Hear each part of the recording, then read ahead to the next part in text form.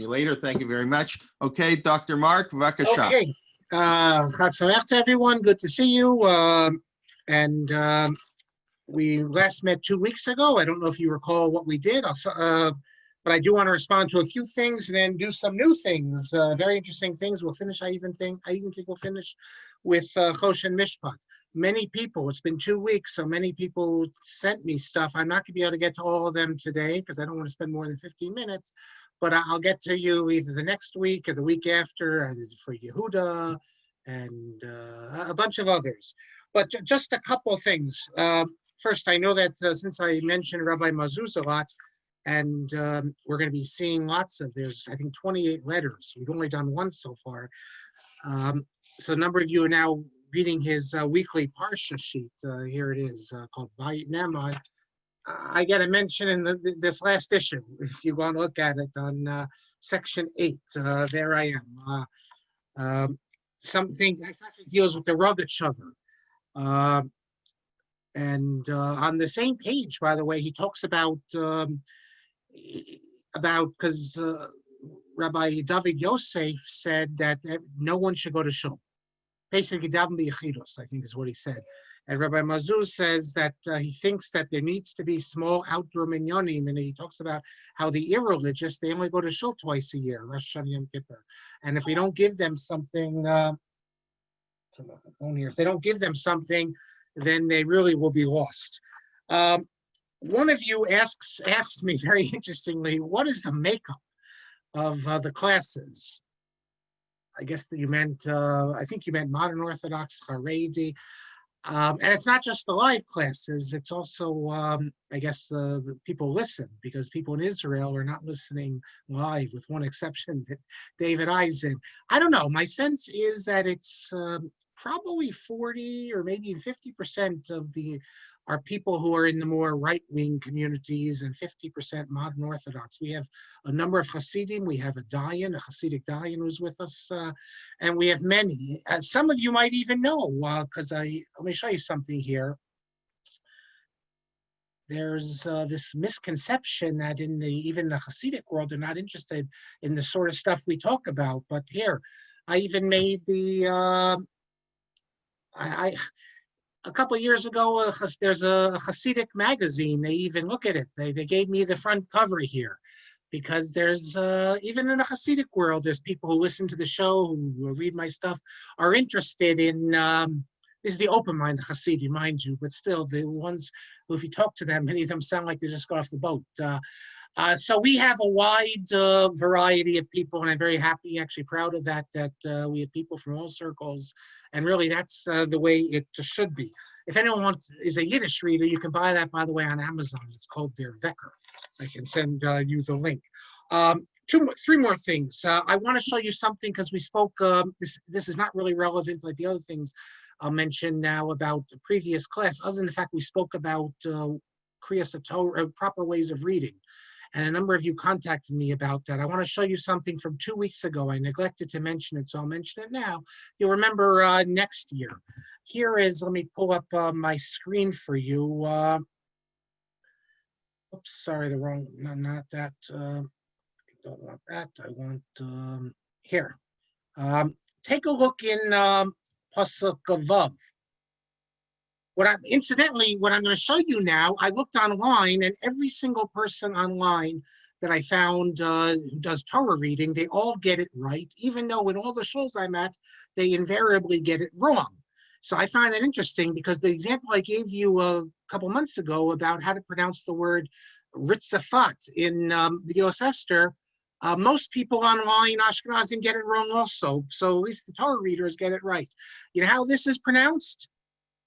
People say Haladoshem, or all sorts of things in Pasuk Vav. And I'll play you, by the way, the great Rabbi Jeremy Weider in a second. You can hear it with your own ears.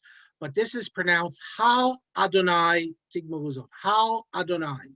Not Halead, not Haledo, or there's all sorts of things. In fact, I'll play it and then we'll watch it. I'll just, here. Shecheis lo banov mumam dor ikesh uf saltal hal Adonai tigmiluzas am novel velo chacham halohu. There you get it. It's Hal Ado. Well, you could say it. It's Hal Adonai in the pasuk, but everyone gets that wrong. So try to remember next year, and I'll be Mazakes Harabi. Okay, regarding last week or 2 weeks ago, the first I always listen to the class, and I was embarrassed I mispronounced. I guess because I'm reading fast.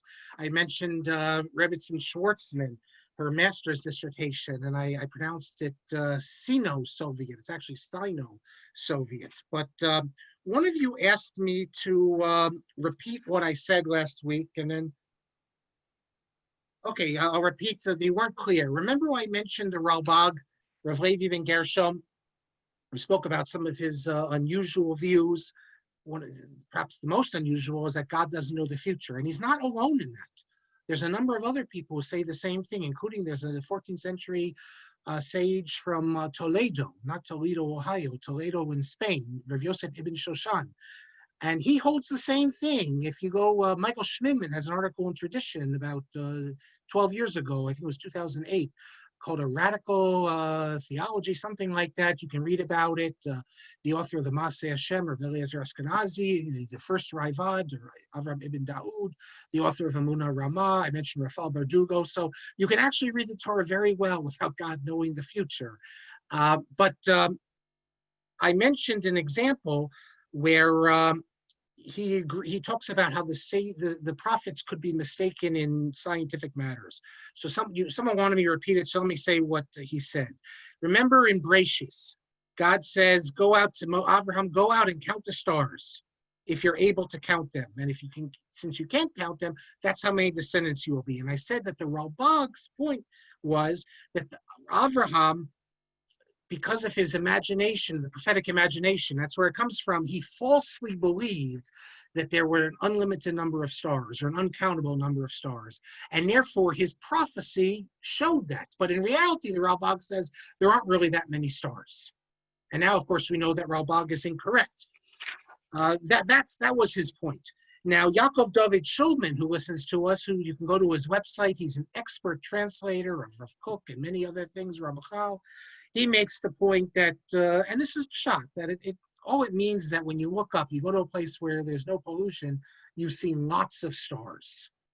And that's what it means when the stars can't be counted. And I agree. But as for the Ralbag, Isaac Rice sent me something very nice. Rabbi Isaac Rice from the Five Towns.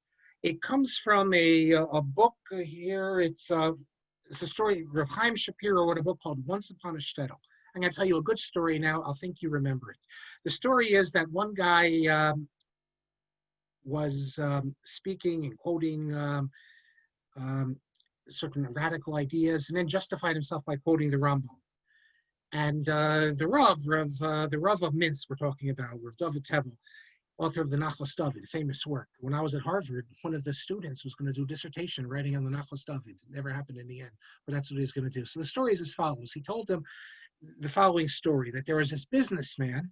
He used to go every month to a wholesaler to restock his store. And one day he was there. While he was there, another man was there, and the businessman accidentally bumped into something and broke a window. So the owner of the store said, don't worry, Rabbi Yaakov. It was an accident. Thank God you didn't cut yourself. Sit down. I'll give you some schnapps. And no problem. So the other guy was there and said, look, if he broke the window and he treated him this way, let me break something really big. So he breaks something, and the guy goes crazy at him. What'd you do? And he says, why are you getting mad at me? This guy broke a window and you gave him schnapps. I broke a big thing and you're not coming. You should be happy. And he says, you don't understand. This guy's been coming to me for years. He comes every month. He buys a lot. So if he breaks a window, I do business with him. What's the problem? But I don't know you from Adam. And the Rav said the same thing to this guy who was trying to say unusual views. He says, yes, you have people like the Rambam who have unusual things, but we do business with them. we're always with them. If occasionally, other authorities disagree with them, it's fine. No one disputes the Rambam's greatness, but he's someone, we're with him all the time and we know who he is. Who are you that you can come up with some radical new ideas? And that's true. The Rivash actually, Ritzak Rashisha says the exact same thing about the Ralbag.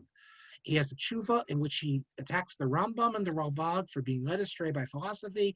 And he says, but it's okay because they're great Torah scholars and they were led astray, but they're still in the fold because they're so great in so many other ways. It's a very important concept. So much so that Rav Kook writes that it was very good that Spinoza never wrote Chidushei Torah. Because had Spinoza been a Talmudist, then he would have been a great Talmud Chacham. His radical theological ideas would have come in through the back door, as it were. Because at the end of the day, why is the Ralbag kosher? He's kosher because of his great commentaries, and he was a Talmudist also, although not really much survives. And the same thing with the Rambam. If Spinoza had been a great Talmud Chacham and a Rav, then that would have koshered, as it were, certain radical views. And two more things. Rabbi Rice, remember I mentioned the question last week that was in that great book, Mi'olam Moshe Abba. Why do we say Harei Mekadosh Gedat Moshe Yisrael? Strange language. Why not I betroth you in accordance with halacha? Why? And I told you we gave a nice drasha that just like Moshe and Israel were often fighting, but in the end they're together. So too, it's a good drasha that husband and wife sometimes can fight, but in the end they'll be together. You can listen to it last week.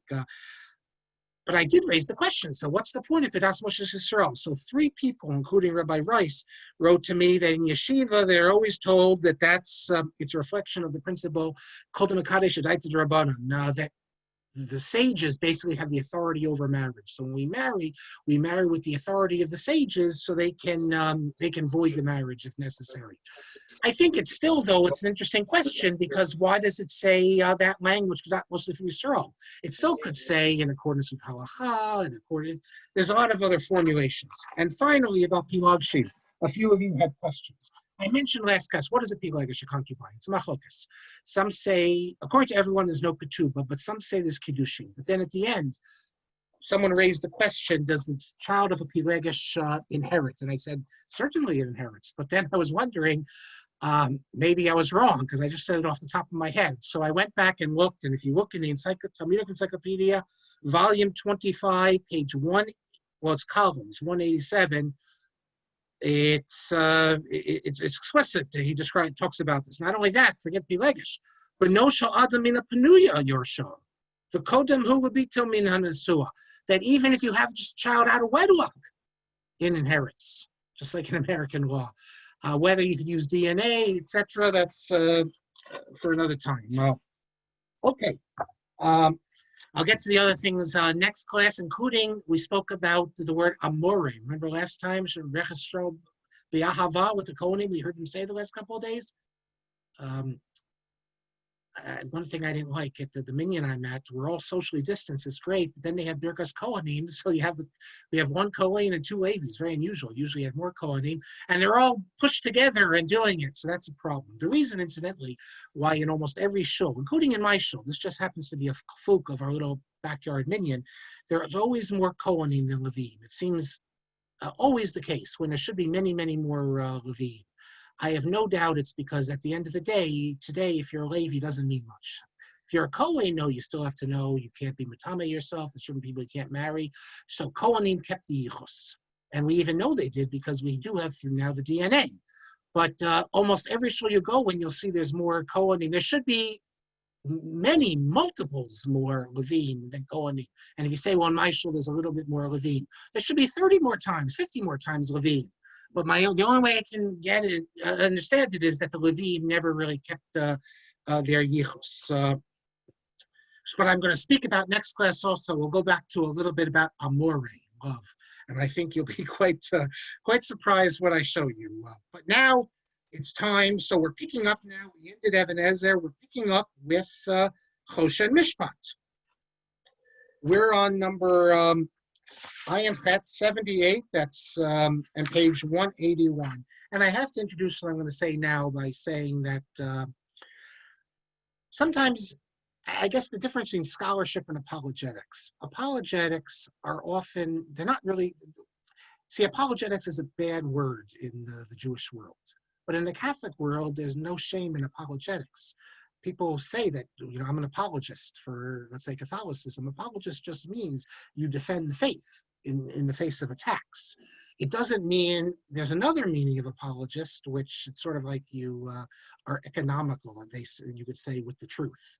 And you don't tell the whole truth, just partial truth. And and when you hear people say, well, that's apologetics, usually the assumption is you can't take it seriously because they're not being, we have a lot of that, unfortunately, in the Jewish world. And let me introduce what I'm going to say now, simply that not every opinion that's been said, and we're going to see this especially in a few weeks, not every opinion that's been said over the thousands of years of Jewish scholarship, especially when you're dealing with post-Talmudic, needs to be accepted.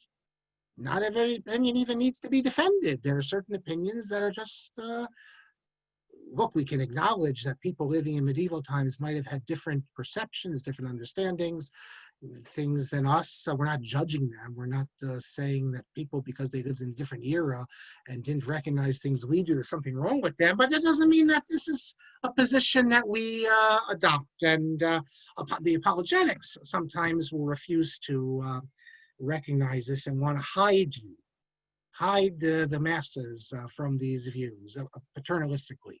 Why do I say that? Well, because that leads us to 78, which the title is Tam Psul Nashim La'edus Targum Art Scroll Binyan Zeh. The reason why women are not valid as witnesses, and how Art Scroll's translation in this matter. So, and this is from Rabbi Chaim Rappaport. Let me show you Rabbi Chaim Rappaport. I found a new picture of him just now. Here he is.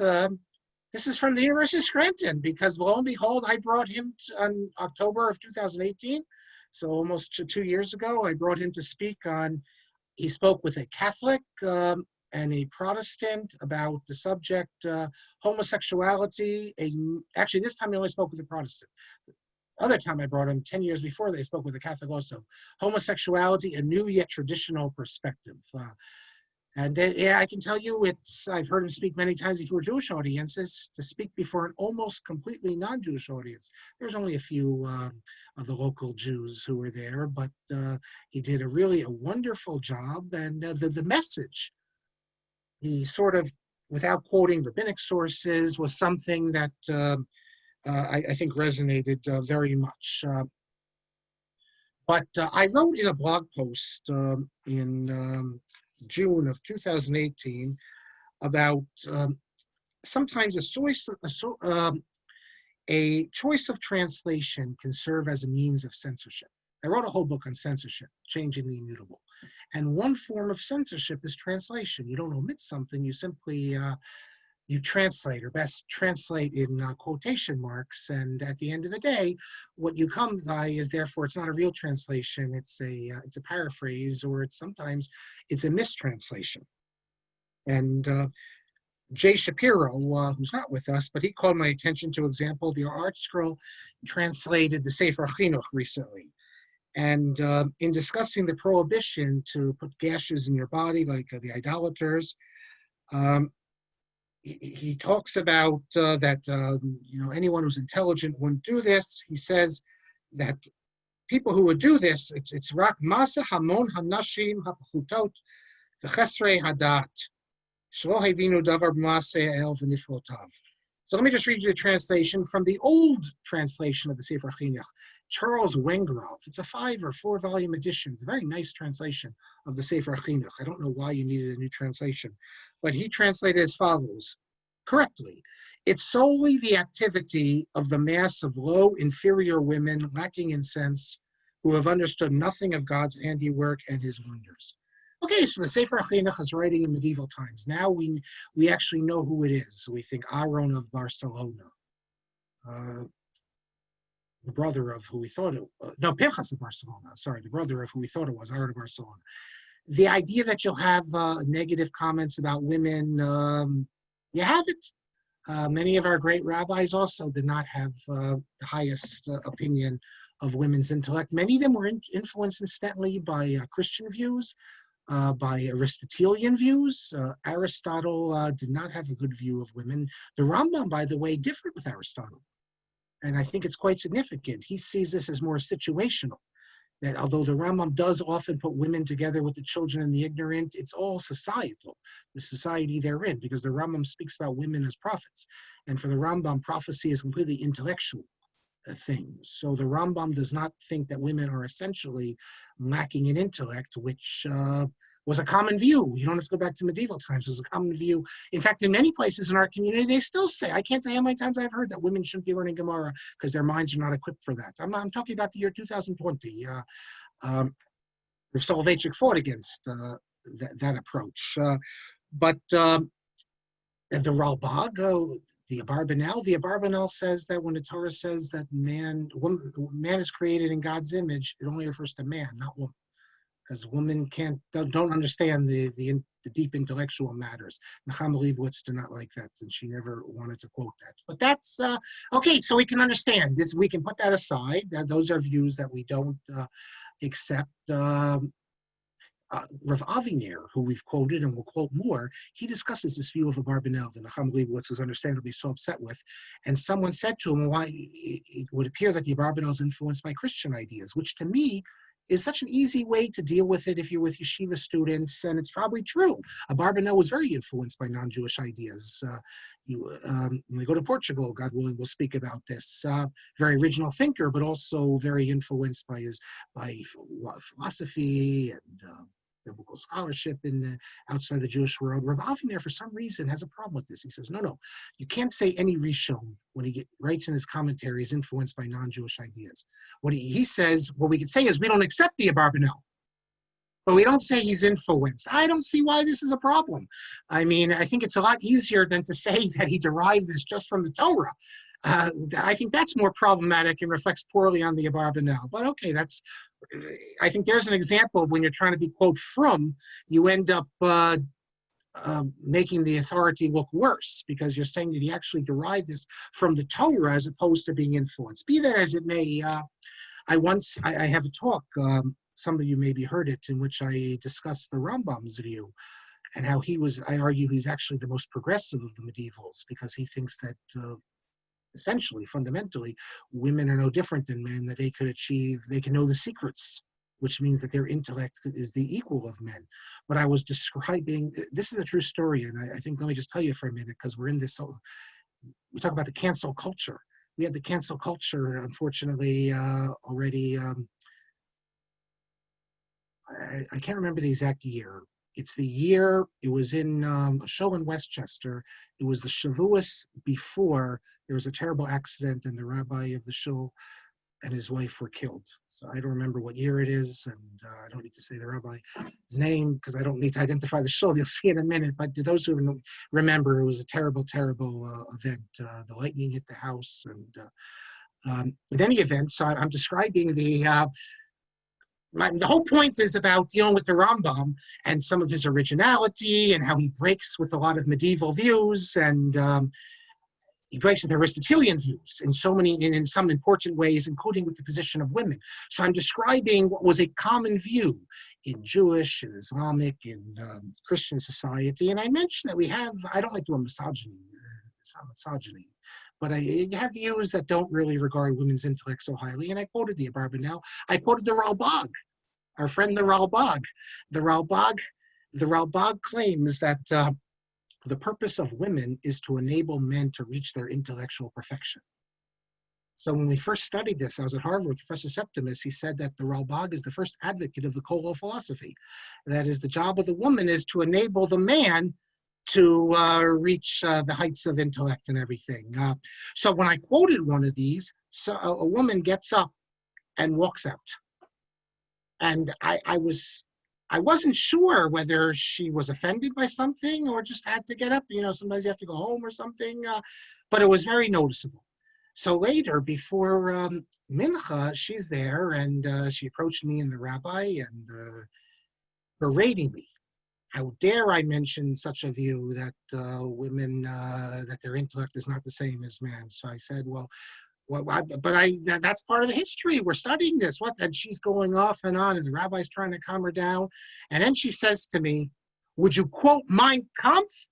And I said, "Well, actually, I teach a course in the Holocaust, so of course we look at Mein Kampf, obviously." So that was my first exposure, I think, to this idea, trigger warnings or microaggressions, which is those of us in the university have to deal with all this nonsense, and I think in private business also. In any event, so so I wrote about the Sefer Chinuch, this view, and I wondered, in any event, I wondered why he's picking on the women there. Rabbi Rappaport writes to me in response to this post, and he says it's not just there. He gives another example. He points to the fact, if you look at and I don't have it here, but it's because I couldn't get to school. We were off, and I couldn't retrieve it. But if you look at the reason, the Sefer Chinuch says, why aren't women, and he's going to quote other examples, more palatable. At the end of the day, we don't know why women are not counted as witnesses for certain things. Other things they are counted as. And by the way, the idea that women are not counted as witnesses, that's a drasha. If we have a Sanhedrin, they can have a new drasha and count the women. But for whatever reason is, there's a drasha, whether you regard this as a real drasha that the Chazal created, or whether it's only like an asmakta, and this is essential to the Torah, that's something a future Sanhedrin can deal with. But in the meantime, for example, at a wedding, you'll just have two men, or at other times,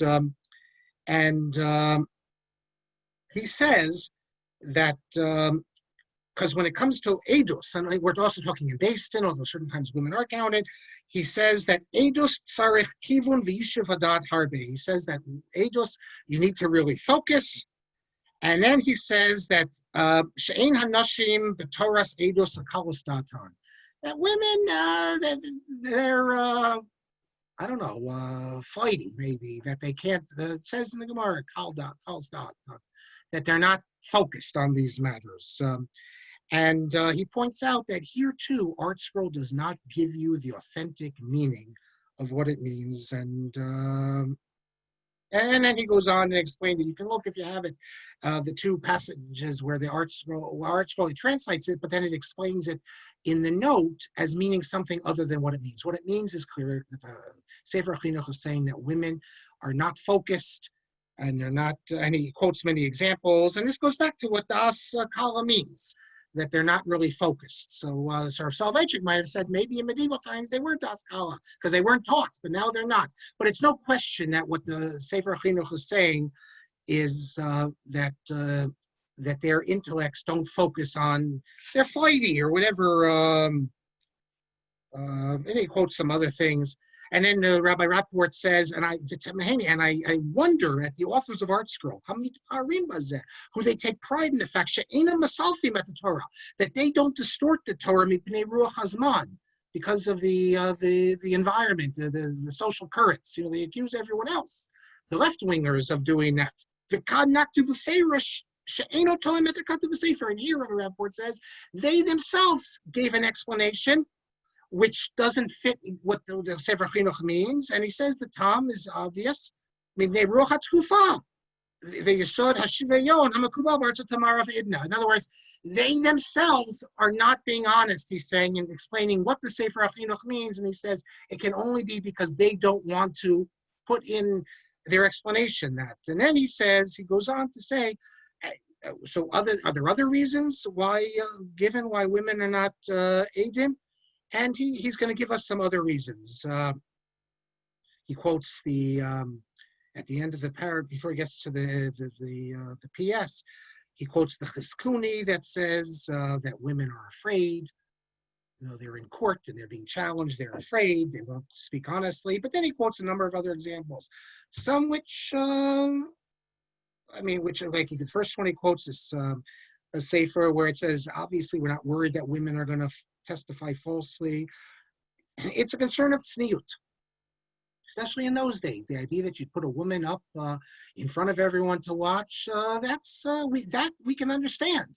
And that also was the sort of thing that maybe today, if you think in terms of what a future Sanhedrin would do, maybe today that would not be something which they would keep. But that makes more sense than these other reasons. He quotes,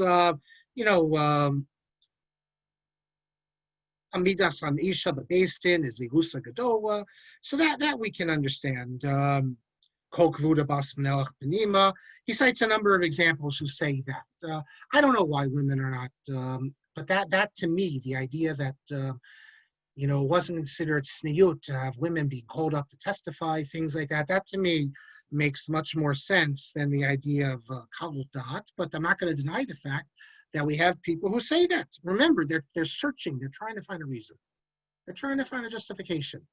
So it shouldn't surprise us that a medieval sage would offer such a reason. This is a time when women were not being educated at all. We like to speak about how all the Jews were illiterate. Well, it's never the case, incidentally. Plenty of Jews were not literate. But even when we speak of those Jews who are illiterate, it's the male Jews. When illiterate, they could maybe read, when they get an aliyah, they could read that.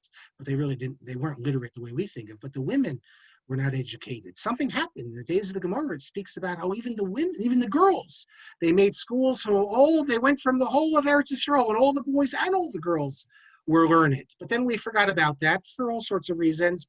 And we stopped educating women. So the idea that we re-educate women today, although there is a Gemara that speaks about, it's teaching them tiflos, but on the other hand, we have that passage like Chizkiyahu. In his day, the women were very educated. So that's Siman Ayin Chet. Then we get to Siman Ayin Tes, 79, and we're back to this rabbi who I'm so impressed with his, where is he? His Sefer is far, Rabbi Ratzabi, the Yemenite. He's really today among I'm the most impressed by his halachic writings from all the Yemenite rabbis. And the question was as follows.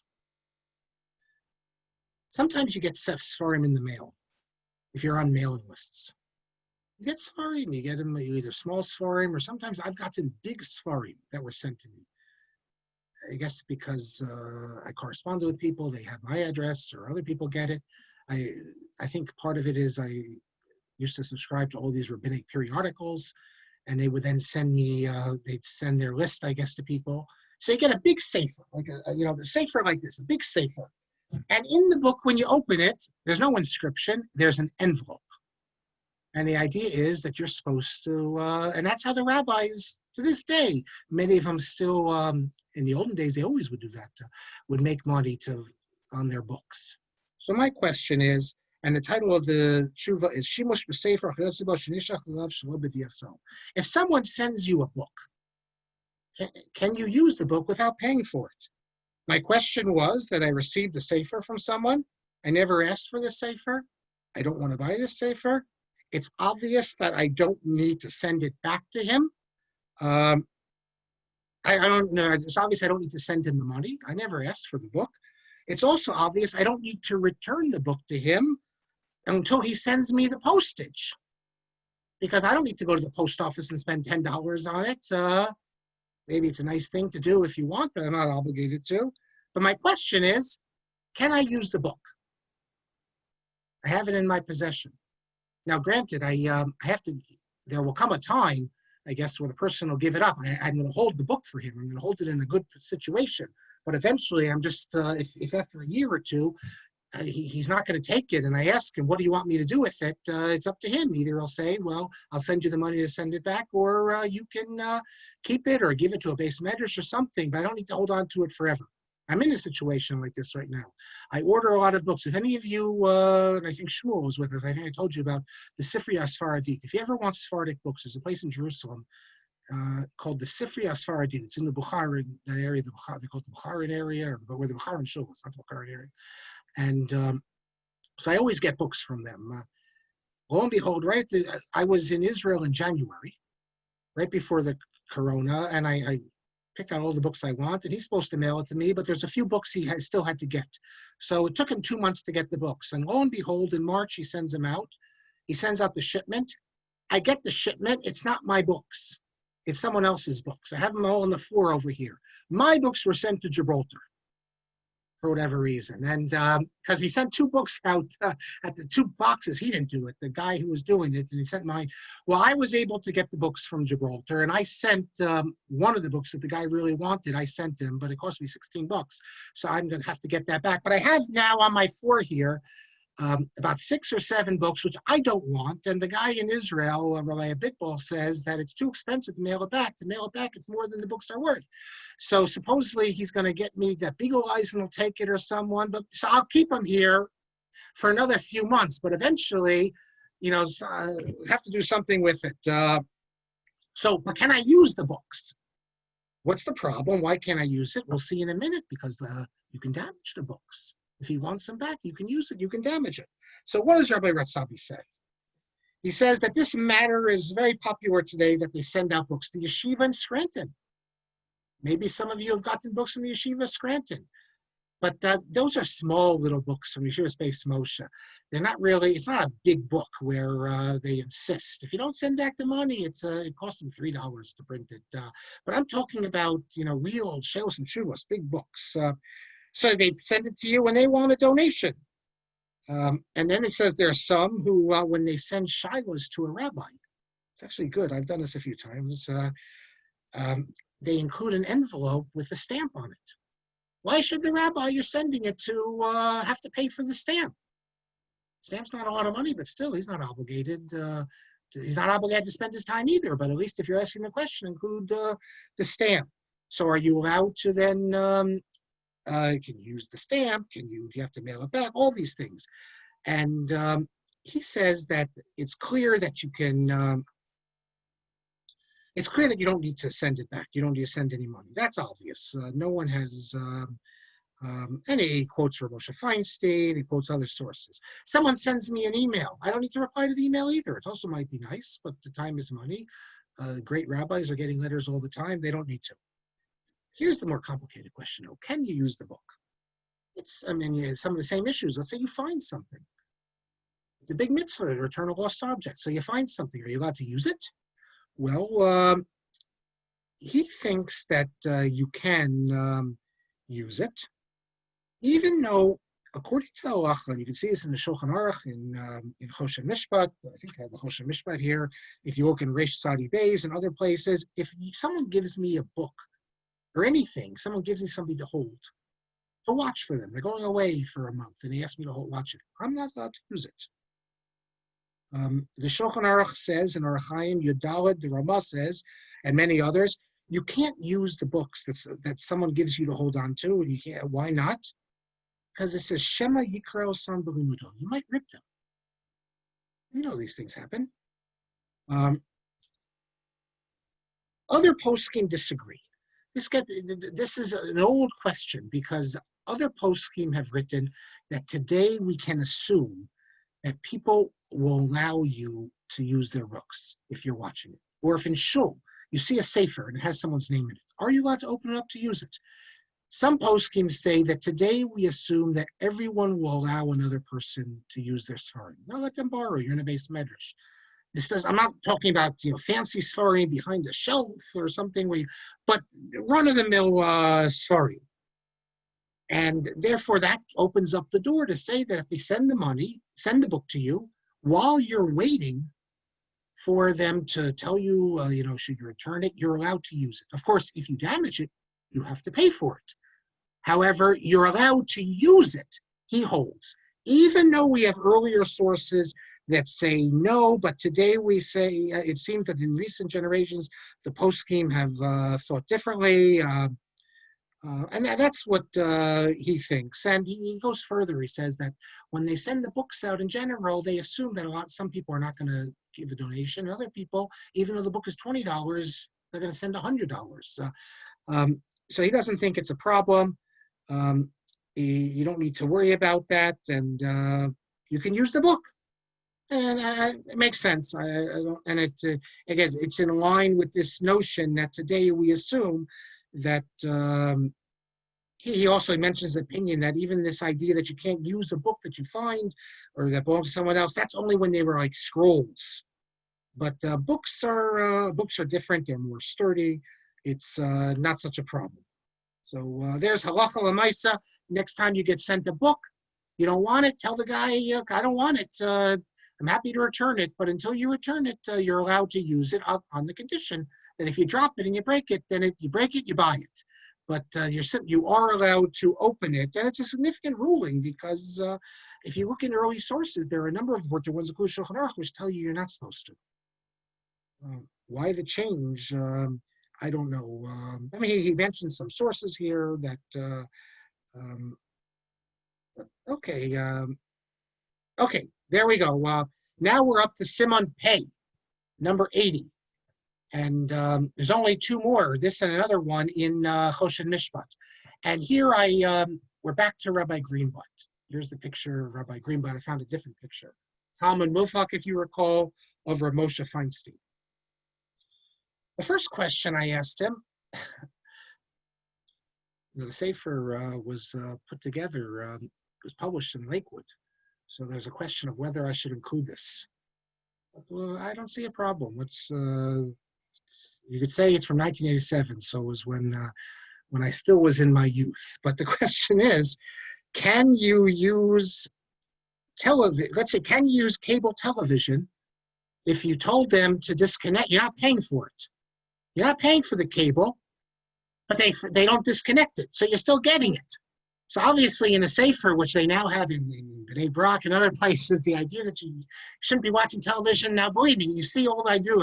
Television's not my main thing, but occasionally something's good on. I watched the debate last week. These days you don't need television, you have a computer. But okay, so that's the question though. Can you use, you told them, if you didn't tell them, it's just by accident, that's a different issue. You told them to disconnect the cable, they didn't. Can you use it? And Rabbi Greenblatt writes that if you told them to turn it off, you did what you did. If they didn't take it off, then it's their responsibility. Now, he doesn't get into, do you have to call them again and again? No, you told them once, that's it. And he says, it's zen chaser. That's the rabbinic expression. You're benefiting, they're not losing anything. It doesn't cost them anything to give you the cable here.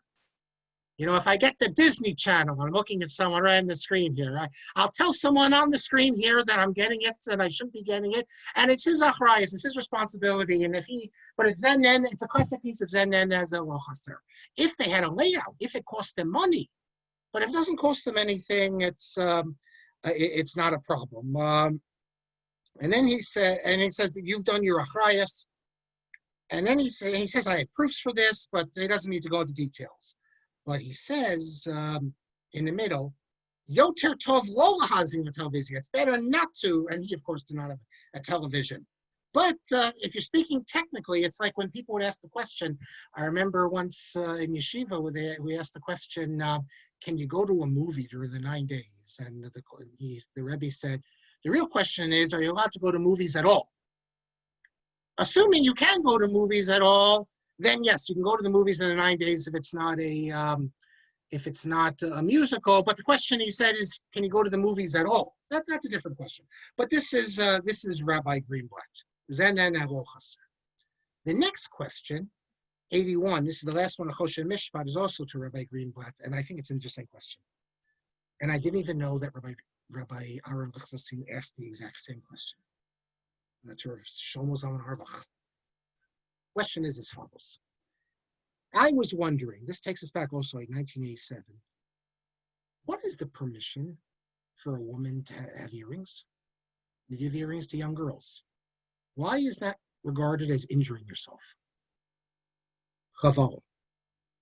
Now, Rav Aaron Lichtenstein wrote so many important things. One of his great works, he wrote a hesped. I heard from one of the students, Yona Emanuel, someone listening right here. We communicated today. I knew Yona Emanuel. We'll get to him at the end of the book. I spent Shabbos. I stayed at his house. I knew Yona Emanuel for many, many years. You'll hear all about Yona Emanuel, God willing. I don't know, at the rate we're going, maybe by class 40. But Yona Emanuel, who was a Talmud of Shlomo Zalman Auerbach, went to Shir every week for like 30 years. He told me that the essay of Rav Aaron Lichtenstein on Shlomo Zalman Auerbach was was like the best thing that they, because at the end in the Haredi world, when they do a hesped, it's they'll quote Gemara, so this you never get a sense of who they're talking about. Rav Aaron, he knew how to write the hesped. Rav Aaron made the exact same comment about Rav Aaron Kotler's funeral, which he was at, and he said that you never got a sense from any of them there who Rav Aaron was. Part of the problem, perhaps, is they didn't let the Rav Soloveitchik was supposed to give a hesped, but in the end, they didn't let him, and it was certainly yeshivish people didn't let him. It wasn't Rav Schneider.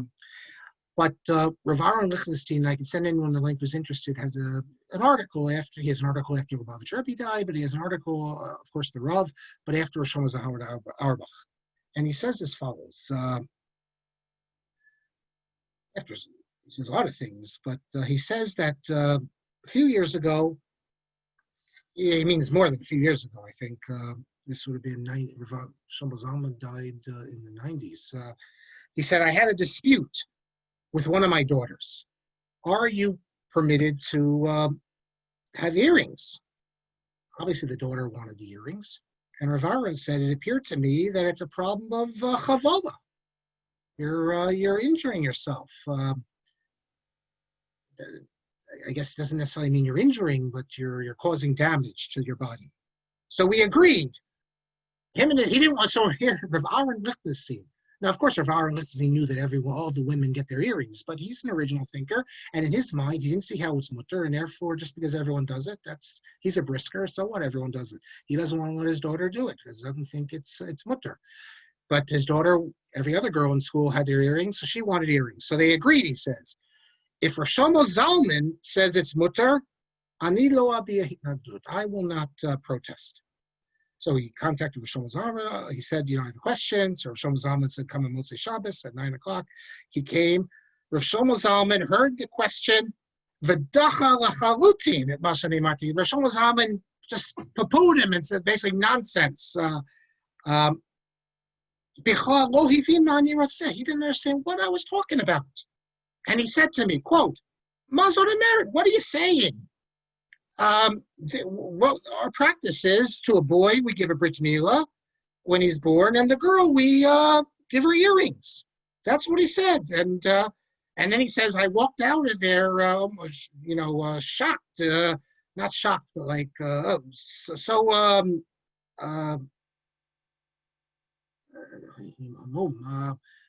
shaken. Not because he, just pushed away what I said. After all, he says, I'm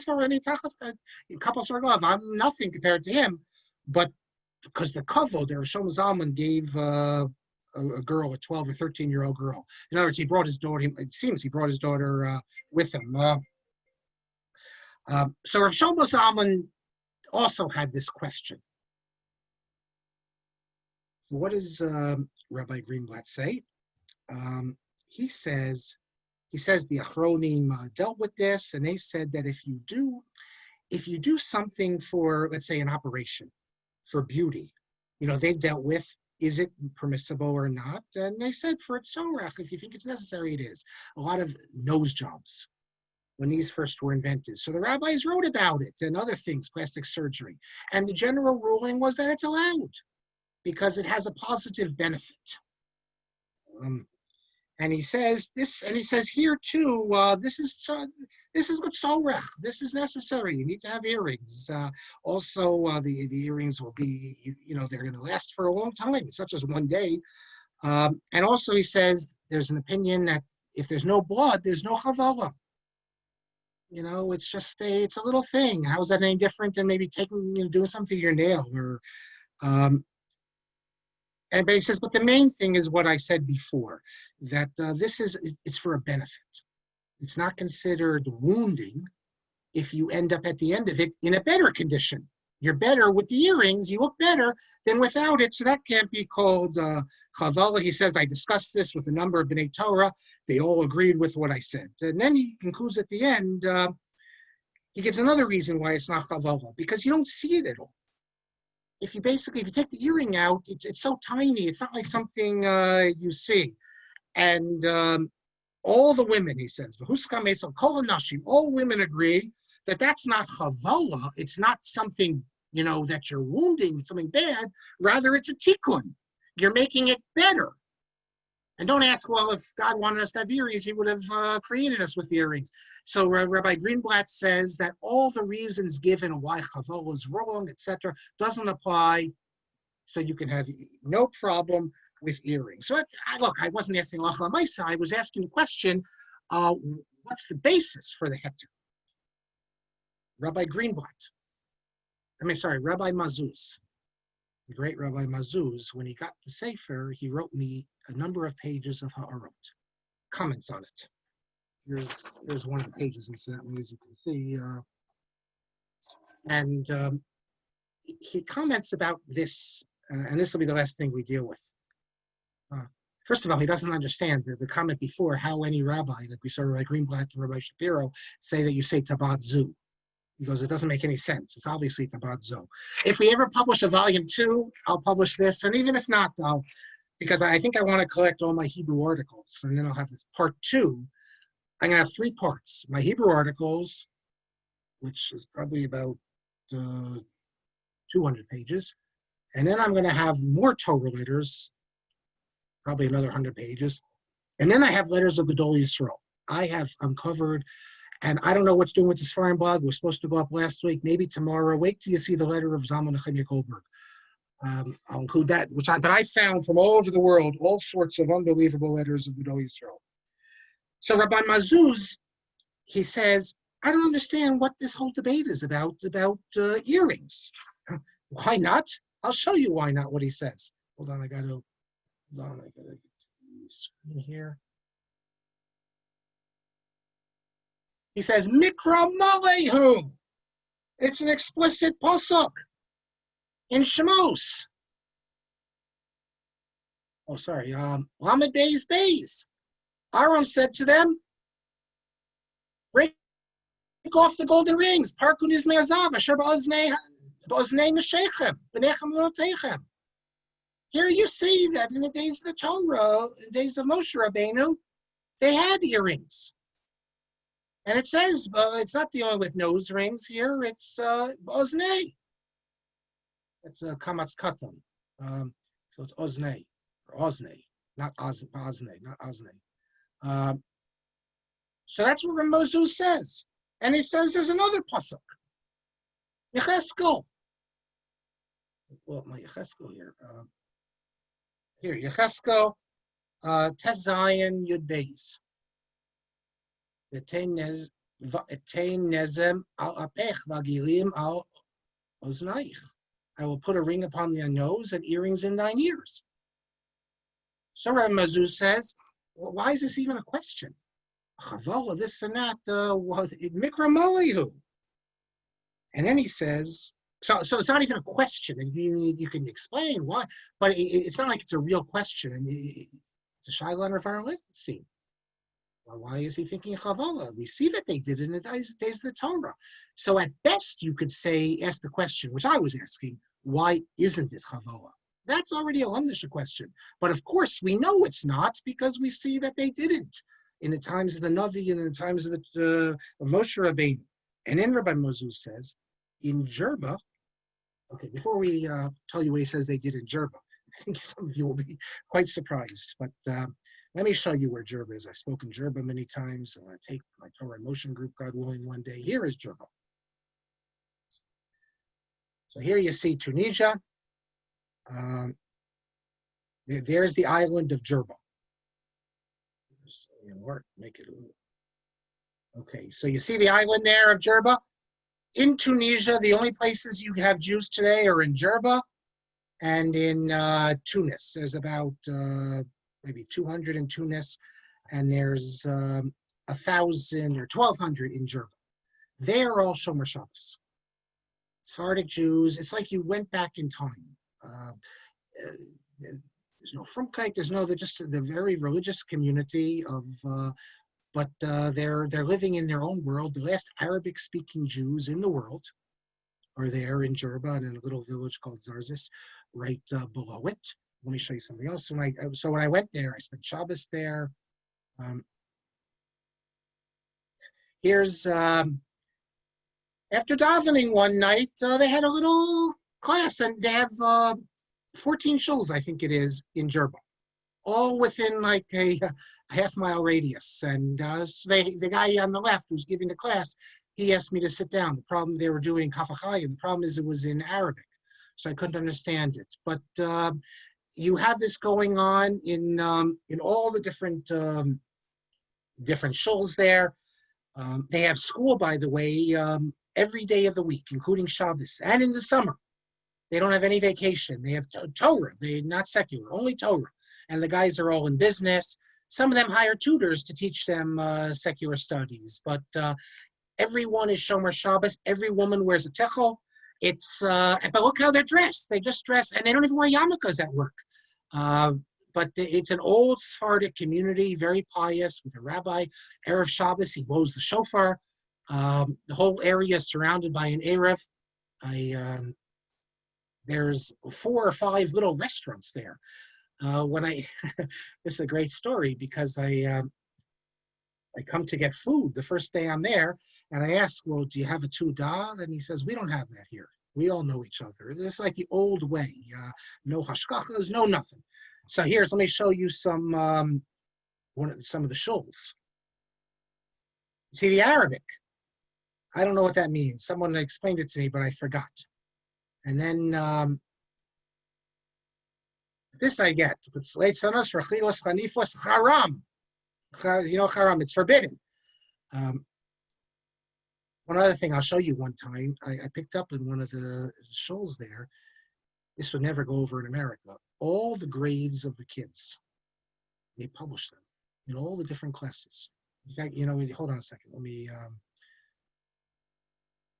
find this for you because you'll find this interesting. And then I'll say what here, I found it already. I'm gonna open it up and then I'm gonna share the screen with you. You try this in my kids' school, talk about an invasion of privacy, but I'll tell you what they told me when I asked them about this. So here you see, these are the grades. Every grade for every class, starting with the little kids, moving up. So let me move this here.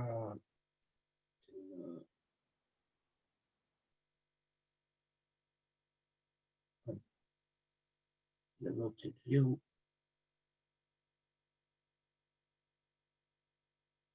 It's not responding so well, but it'll eventually get it. Here it is. Okay. So here it has the names, the name of the father, and this is your scores, however they did it. These are the little kids. So Pshat, Tiosidayim, how you understand things, not good, how you behave. But then you move down into the older kids. Sarach, that's the Arabic, the translation to Arabic. Sfaradit means they teach them how to write the old Sephardic script. Lusagim, I guess they were learning about Leil Seder. And then you get later on the older kids, they learn Gemara, Shulchan Aruch. But here you have the grades, and you have the kids at the end. They just so in all the shuls they're passing this out. So I asked someone, what about privacy? Everyone's going to know at the bottom here, Michal Elia, he got the equivalent of 67, and he didn't do so well in certain things. What happened to privacy? And I was told, first of all, this encourages the kids to do well, because they know if they don't do well, everyone's going to see their grades. Okay, and then he said, and besides, we all know each other. We're all like one big family, which they are. They're about 1,200, and they all intermarry. They've had problems because they intermarry. Got to enlarge the gene pool a bit there, but so it's quite incredible. So Rabbi Mazuz says in Jerba, because his family is originally from Jerba, the practice was if you had a child, after many years of waiting for one, then you would make special, put an earring in them. And then he told me to look at the end of this book called Nochach HaShulchan. It's a book published in Jerba, and the author is Shaul a Cohen of Jerba, and he discusses in Shimon Shunyod Gimel, does an earring if you give an earring to a Cohen, is that a mum? And the Kohen then can't damage. The Kohen can't work in the Beis HaMikdash. Okay, that's of interest. But in his discussion of this, he says as follows. He mentions how our practices, Bisman Hazeh, there are those who take who put an earring into the ear of a boy. And is that considered a mum or not? Here you see that in Jerba, in the 19th century, the boys used to have one earring. Can you imagine if you go into school today, have one earring, they would throw you out. And I don't care if you say that I'm from Jerba or something, but it was not considered women's garments. And in the notes to this work, Nochach HaShulchan, he points out that in the 20th century, one of the Jerba poskim says it's forbidden because it is a women's garb. But in the 19th century, men would walk around with an earring, and it was not considered feminine or anything like that. By the way, in Jerba, the men would also wear a wedding ring. Rabbi Mazuz writes how when he got married, his father gave him a wedding ring, but then when he came to Israel, he took it off, he says, because in the yeshiva circles, it's not considered acceptable for men to wear rings. But that's what was done in Jerba. So Sof Kol Sof, no problems with earrings. The next section, which will begin next week, is called Darchei Pesikat Halacha. Approaches how to decide halacha. Very interesting questions, including, can you always go with the kulas? Can you always go for lenient opinions? Halachic books in English from Rav Menashe Klein and Shlomo Zalman Auerbach, his opinion on certain important matters, etc., etc. So we will pick up next week. Let me look at some of the questions and comments here. How was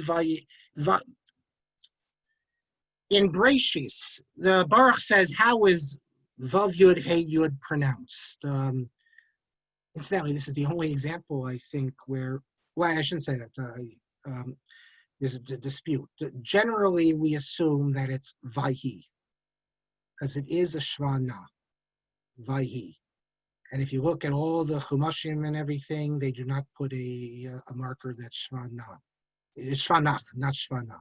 However, if you listen to Rabbi Weider, he says Vayihi. I can understand why he would say Vayihi, because there's another opinion on this matter. What's the point? Why? And this applies when you say Kiddush. Do you say Vayi Erev Vayi Voker, or are you going to say Vayihi Erev Vayihi Voker? If you look in the, I'm going to pull it up for you now so you can see. Hold on a second.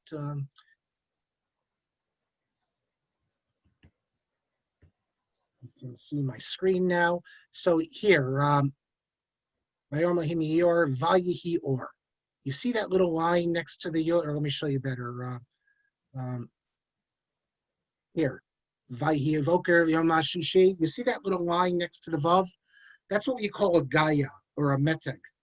And it has different purposes, and in some places it's hard to know why it's there. But if you remember Ritzafat, there was a Gaia there, and that made it Ritzafat. So generally we assume that if the Gaia is there, the Shva afterwards is a Na. So this would be Vayihi Voker, or Vayihi Erev Vayihi Voker, not Vayihi Erev Vayihi Voker. However, the Masoretes say that in this case it's not that way. That it actually should be read Vayihi Erev Vayihi Voker. However, since there is a Gaia there, you could probably make the case, even though this is not, as far as I know, this is not the tradition. The tradition is you read it Vayihi Erev. But often with the Gaia, I think that's why Rabbi Weider reads it Vayihi Erev. And just I know, for instance, I teach biblical Hebrew, so I use the Weingreen book. I think it's from the 1950s. I still think it's the greatest book. He claims that you should say Vayihi. So we have an expression, David Kamar, whatever you do, you're right. Whether it's Vayihi or Vayihi, it's okay. I personally say Vayihi. So David gave the link to the latest Bayit Neman, where you see he calls me Elimelech Shapiro. I've told him I'm not Elimelech, but okay. Now Zev says that the Baal Koreh, this is Rabbi Weider, who's the greatest Baal Koreh there is, didn't stop quite long enough. Okay, could be. I once found what I think is a mistake, but he's so good. You have to listen to him if you're interested in Kriya. Every dagesh he stresses. He distinguishes between the two chiriks. No one does that. The small chirik and the long chirik, I or E, he is so medactic. He's and as I said, the dageshes, he's really something. Let's see. Baruch says that often where he's been, there's been more Levim than Kohanim. I haven't seen it very often, but really there should be many, many more. In the shuls I've been at recently, there's more Kohanim. But Ellen says if the fact that relatively few Levim came back from Bavel had long-term effect, that could produce a relatively no number of Levim, even though there's still a community in Bavel. Okay, maybe, but you remember though, Cohen is just one family. Levi is the whole tribe. We have to do the DNA to see if we can actually find the Levi, the DNA. Zev says that the sneak reason for not allowing women witnesses sounds just as insulting as the flighty reason.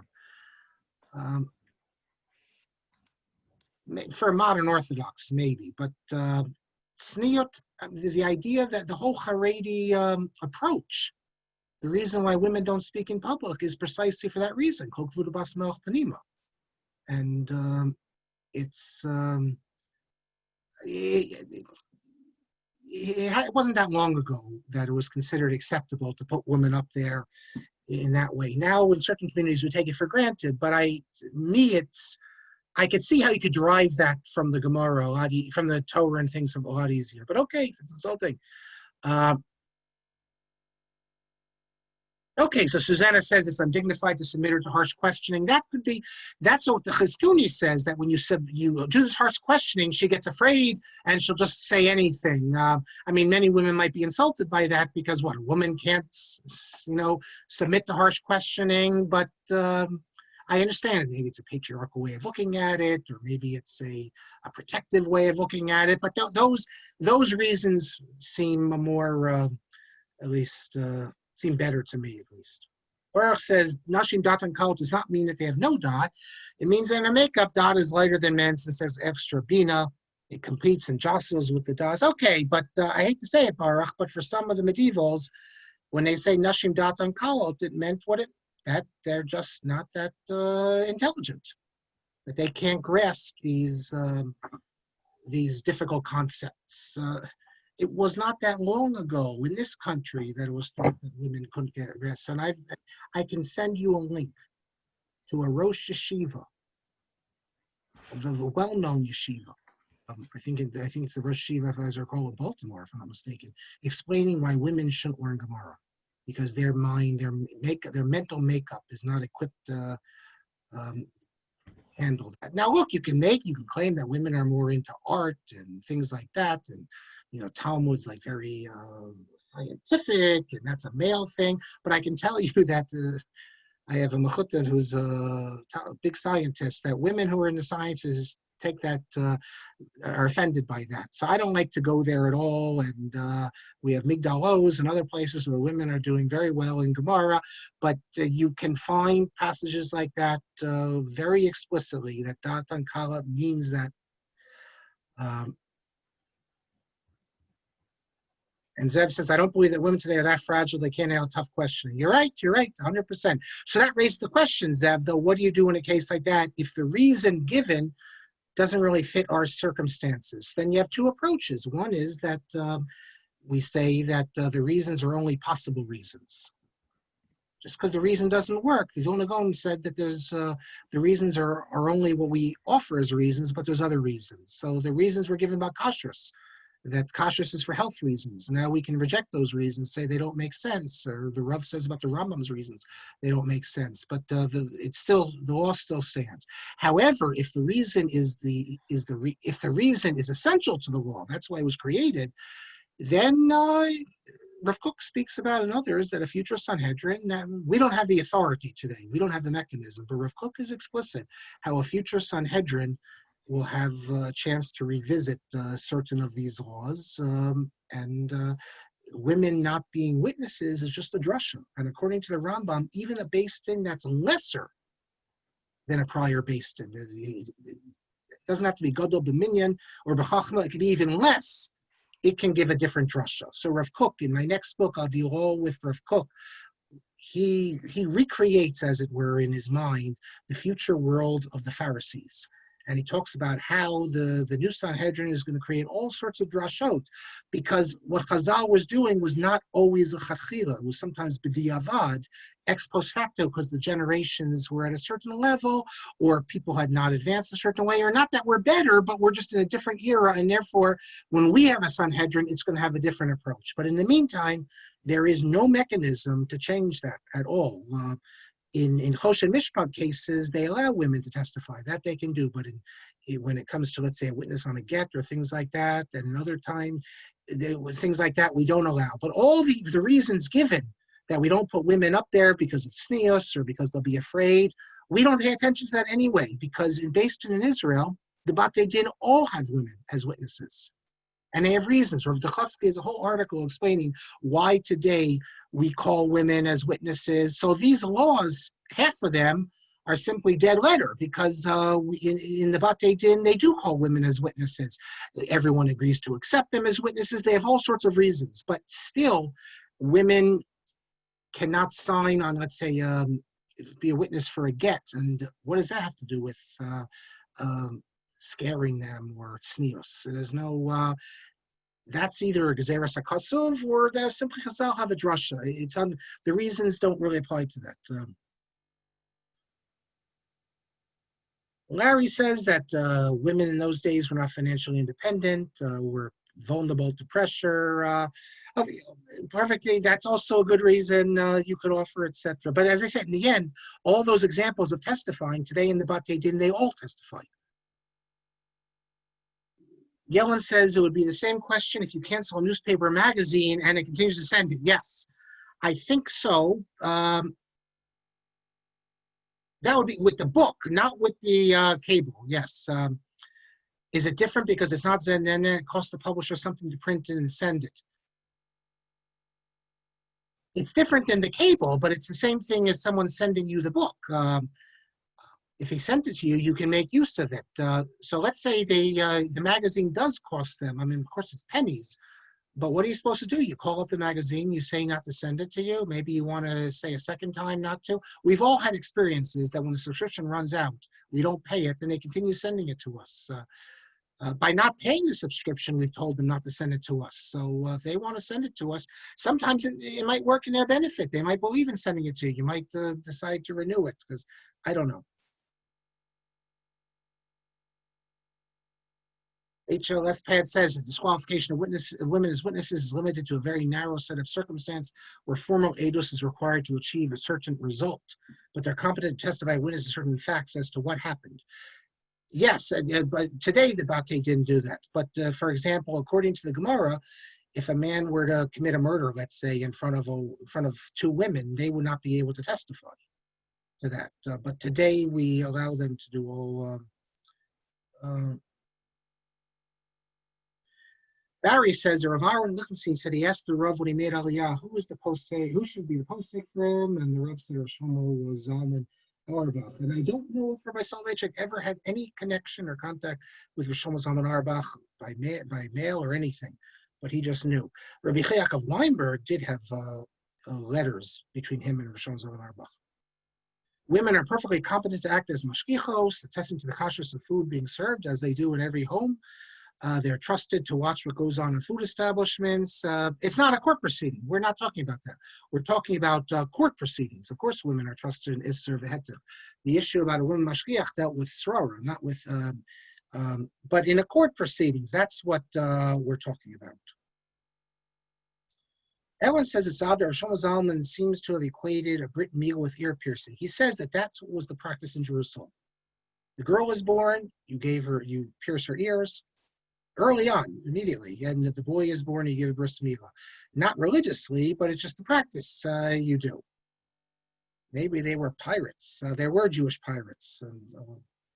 And finally, Howard says, I'm not sure that Rav Auerbach was equating bris milah with ear piercing, except that stating in common to do it. Exactly, that's what I had in mind to say. And he wants me to replay Hazino. So that'll be the last thing I do. Let me replay the Hazino, and I'll put it on so you could watch here. Rabbi Weider, this will be the last thing we hear, and then.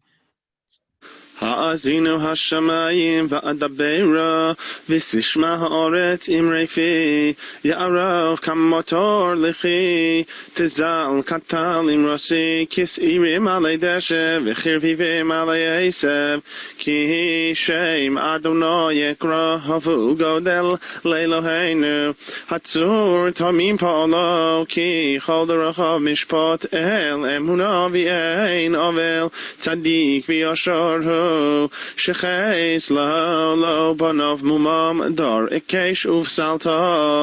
הל אדוני תגמלו זוס עם נבל ולא חכם, הלו הוא אביך קונך הוא. Now notice what he says here. He doesn't say shiches lo. He says sheches lo, because that's the short cheret. And then he doesn't say dor ikesh. He says dor ikesh. Because as we know, there's two cherets. We don't say Yitzchak, we say Yitzchak. So I've never heard about Koreh, and I heard him in person in Teaneck. More than once I've heard him in person. No one's perfect, of course, but he is as close to perfection as we will get in this lifetime. I am certain of that when it comes to being a Baal Kriya. Okay, thank you all very much, and I will pick up again next week. Rabbi Kelman.